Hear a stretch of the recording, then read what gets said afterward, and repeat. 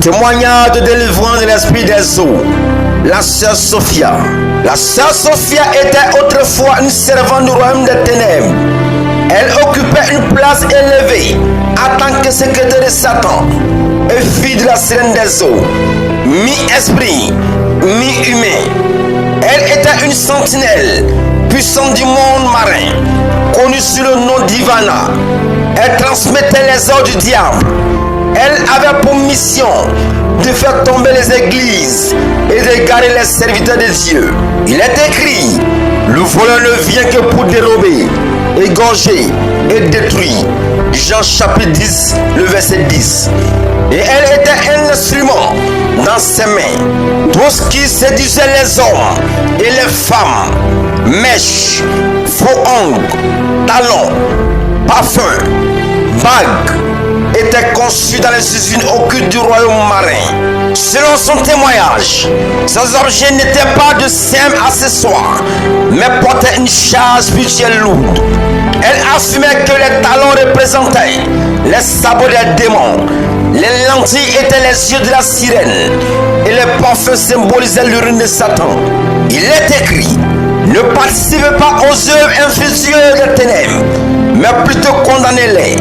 Éphésiens chapitre 5, le verset 11. Sophia décrivait aussi les différents compartiments du monde aquatique, les fabricants, les transformateurs de matière et ceux qui les mettaient en vente dans le monde visible. Elle révélait que les semences des hommes étaient utilisées pour la fabrication de certaines pommades spirituellement nocives.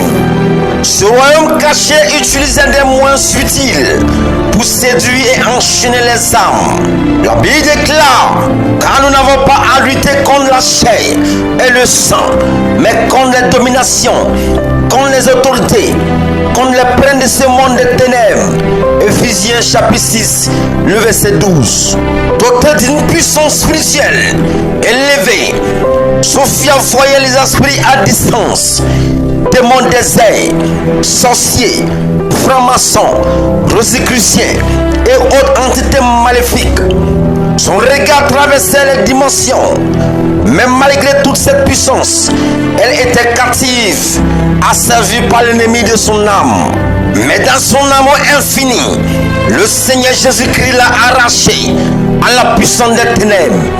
Il nous a délivrés de la puissance des ténèbres et nous a transportés dans le royaume de son Fils bien-aimé.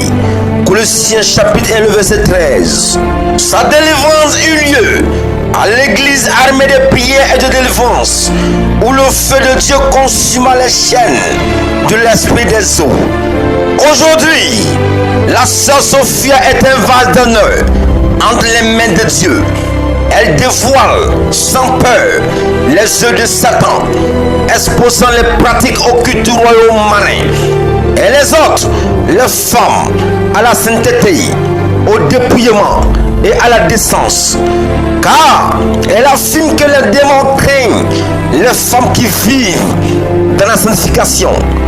Sanctifiez-vous, car demain l'Éternel fera des prodiges au milieu de vous. Josué chapitre 3, le verset 5. Le Seigneur Jésus, dans son amour infini, vous bénisse au nom de Jésus. Amen.